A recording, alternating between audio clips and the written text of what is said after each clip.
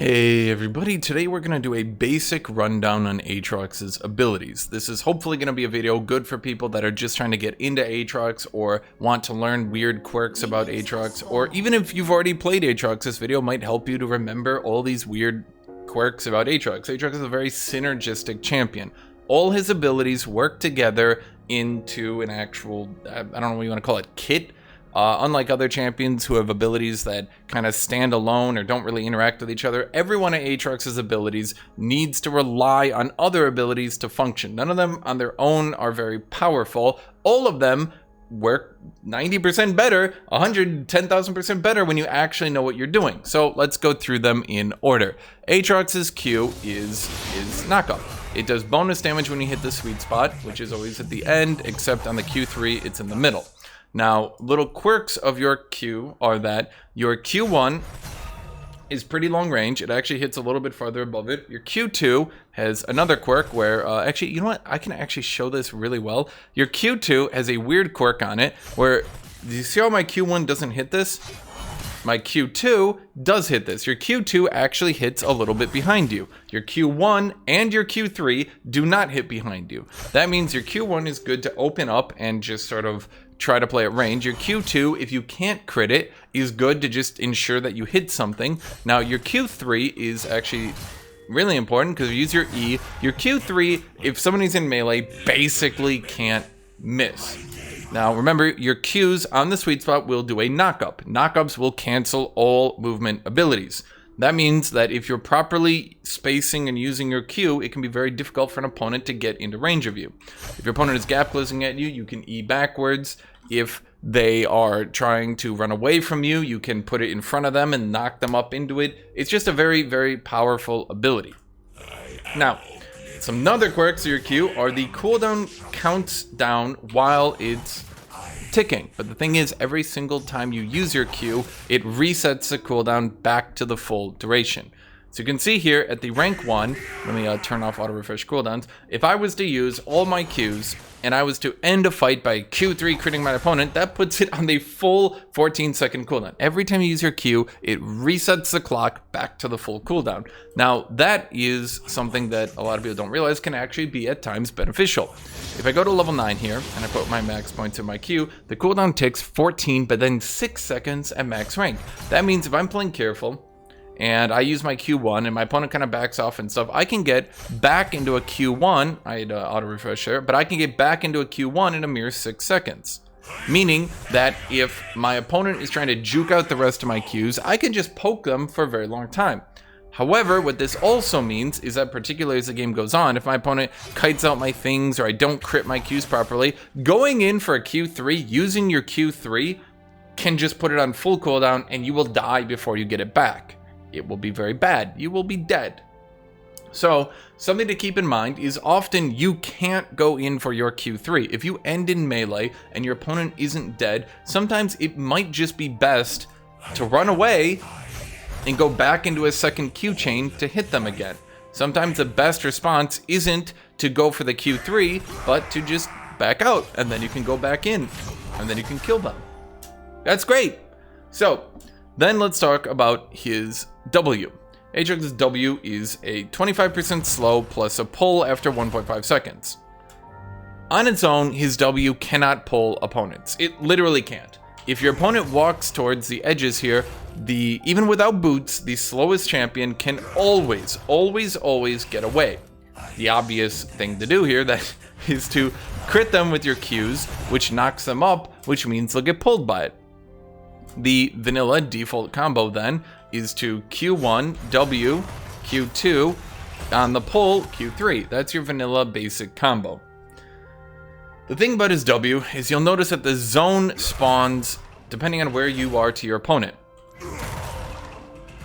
It is longer towards you and it is way longer away from you. It is very short at the edges.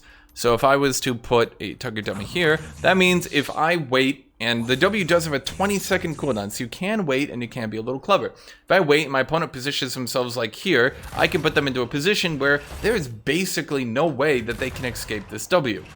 To show you a bad use of your W then, if I show them here. If I'm walking up and I see my opponent here and I go for the Q1 to the Q... Well, maybe I could crit the Q2, but there's basically no way I can stop them from escaping. In this same situation, if I walk up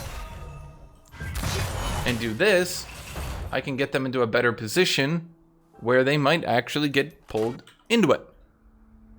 It also, in the early game, if they don't have boots, you can use your W, and if you're walking away from them, every champion who doesn't have boots will get pulled by your W unless they have a gap closer or some sort of movement speed buff. However, it is very on the edge, so to speak. So even something as simple as a time warp tonic, even the 4% movement speed from a time warp tonic, can make them fast enough where they can actually chase you down. But in the early game, this is a really good way, although it's on a 20-second cooldown, this is a really good way to get people peeled off of you and to get away. Now, obviously, we've been seeing your E is your movement ability. You reposition your Qs with it. Well, I mean, that's basically it. You reposition your Qs with it. It also has a weird quirk here, and let me show you here. It is a weird quirk where the movement, the dash distance from your E is 300, but it is 500 over a wall. That means that your E doesn't really move you that far by default, but it does move you far if you go over a wall. This enables you to set up some Qs to get very long range. It also enables you to potentially escape from very nasty situations. I messed up that one, but that one's pretty hard. And so you can use it in some places where opponents reasonably won't be able to catch you. You can get some pretty long ranges on it. So learning your E and learning which terrain you can go over is going to be very important. You can, again, just to show you this one, you can, if you know the range, you can actually get into mid-turret, potentially gank mid-turret. If you're playing blue side and you're over here, you can gank the opponent under their turret very easily, do a surprise attack if you actually know the ranges. Other than that, your E is also an auto attack reset. So if I turn off my ability refresh here, if I auto attack into E, I can instantly auto attack again. Your E will, of course, auto acquire the target after you auto attack. So you can auto E away. It will walk back into range and auto attack. How do you ensure that you get the fastest auto attack reset possible? Your E spends a certain amount of time in its animation depending on how far you travel. If you travel a long time, it spends a lot of time in the animation. If you travel a short time, it does not spend that much time in the animation. So if you auto attack, E at your feet and auto attack again, and you want to try to, if you're trying to chase them, you auto attack towards them. If you're trying to get away, then you E a bit away from them. It depends on your situation. The point is, you want to get it at the most at your feet as possible, get the shortest auto attack reset. This is useful in turrets. It's useful in the early game to eke out a little bit more damage. It's useful in things like that. Aatrox's ultimate. Oh, I should mention, Aatrox's E has Omnivamp on it, so you heal, but only against champions. The Omnivamp isn't true Omnivamp. Just read, Aatrox heals 18 to 26% of damage he does to champions. It says Omnivamp, but it's not reduced on AoEs, so your Q will heal the full amount. Now, actually, I can use this as a segue here. If I show this, your E has a certain amount of Omnivamp, but that Omnivamp increases drastically during your ultimate. Your ultimate also increases your damage and increases the amount that you heal. So you get more Omnivamp out of your E in your ultimate, and you heal for more, and you deal more damage. What does that mean? That means if I am level 9 and I hit an opponent with my passive, I heal... Well, I mean, it shows two numbers, but, you know, because I'm healing off the passive healing and I'm healing off the E healing, but I'm healing about, what, 140? Not really that incredible. But if I'm my ultimate, we heal way more. We're healing like 200. Because I'm dealing more damage, I'm getting more Omnivamp, and then the healing that I get is then multiplied by my ultimate. It matters a lot. Later in the game, particularly if you're level 18, with a 40% damage increase, with a 55% healing increase, your ultimate will, particularly when you have way more ranks in your E, your ultimate will heal you way significantly more. Okay. Your ultimate is a 0.25 second cast time, which actually will screw you up. I actually promise that it will screw you up. The thing is, if you press Alt and Q, you'll see here, when I press these buttons, hear me press these buttons. If you do anything after pressing your ultimate, it will cast the ultimate and then buffer in your ability. With the 0.25 second cast time of your ultimate, that means that your opponents have more time to move out, or you'll just incorrectly buffer into the wrong area. So what you actually want to do with your ultimate is use your ultimate, give it a little bit of time, and then cast your Q into a better position. Because if you use your ultimate and then immediately cast Q, it will buffer your Q to somewhere you didn't actually want it to be. That's just a little tip for you. Now, your Q does have a little bit of downtime at the end of it. This is just something I want to show. So you can see there that after using my Q3, that I can't instantly start auto-attacking until it's, well, it actually animates the finishing parts. You can cancel out of that recovery frame with an item like Gore Drinker. Now, the thing is, Gore Drinker still has to itself animate, so you actually don't really get much more time, but the thing is, due to League's janky buffering system, often what'll happen is if you cancel the recovery time of your Q, A, you get to Gore Drinker for free, because instead of spending time recovering from your Q animation, you spend that time in Gore Drinker, but B, often I have found that even if opponents flash away or do things like that, the auto attack, if you're spamming right click, because League is a very well coded game, you'll actually buffer in and still get your auto attack. Most of the time you have to have a passive for this to be janky working, but you actually can attack them then after the flash. So you, just to show you an example here, you Q3 flash, and even if they flash out, you'll often get in that auto attack anyway. That's just a little tip. You don't always go Gore Drinker. You don't always need to go Gore Drinker. It's just a little bit of synergy. You can also cancel out of it with your ult, but you don't really save any time by doing that.